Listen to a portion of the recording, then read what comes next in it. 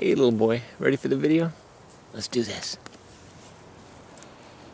Today I'll set up a new raised bed in the front yard garden, and I'll show you how I fill it using only free materials. Old container mix that we saved from prior years, and free homemade compost. The raised bed I'll be using is a galvanized steel fire ring that I picked up from Menards for about $36 after a $4 rebate. That's more than I typically like to spend on a raised bed of this size. But the good news is this will last a lifetime and it will look good in the front yard. The fire ring comes in 4 pieces, but it's very easy to assemble. The manufacturer provides all the nuts and bolts needed, as well as an Allen wrench to tighten the bolts. The bed is 3 feet in diameter, and I just barely had enough space to squeeze it in between 2 of our walking paths. I started by clearing out all the wood chips and weeds from the area, and then put the bed into place. I checked to make sure that the bed was level and just a little bit higher than the bed next to it to conform to the slope of the yard.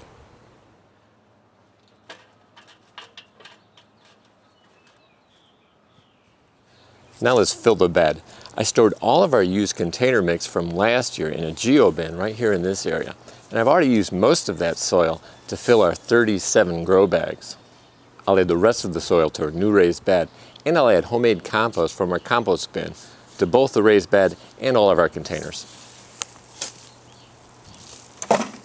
Because I'm always expanding the garden, some years I don't have enough old mix and compost to fill all of my containers, and I have to buy a small amount of soil from the store. But this year I should have enough. I also sometimes buy coarse sand, perlite, or vermiculite to ensure proper drainage, but this old mix appears to have enough of these materials in it already, so I won't add more.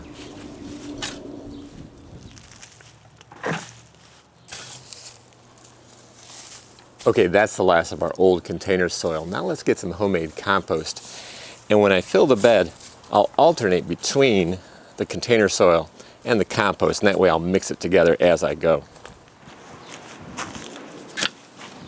So to make this lazy compost, all I did was collect organic waste from the garden into this geo bin.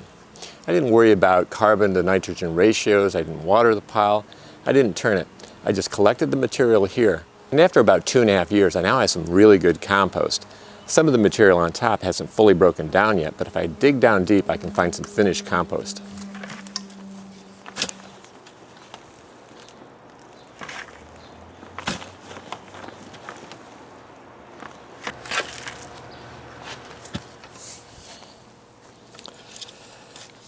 Okay, I've now collected what I hope will be enough compost for the raised bed out front and to top off all of these containers out back. So let's go fill up the raised bed in the front yard.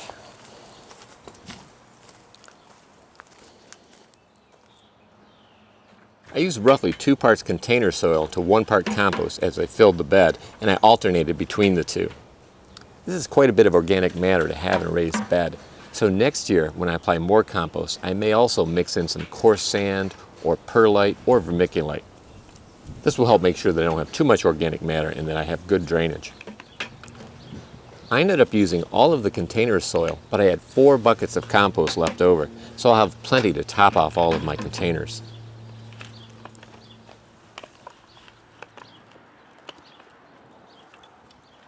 Once the bed was full, I mixed the two together with a garden fork and then leveled off the soil.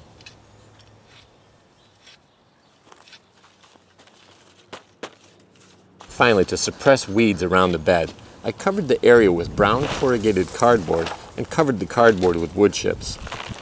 Later I'll hose down the area with water to help keep the cardboard in place.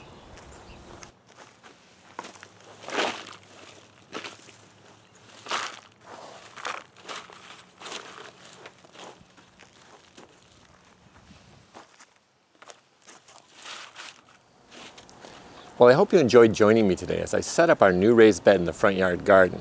I'm very confident that onions I'll be planting there today will do very well in the soil mix of old container soil and free homemade compost. Well, I still have to top off all of these containers and plant those onions, so I better get to it.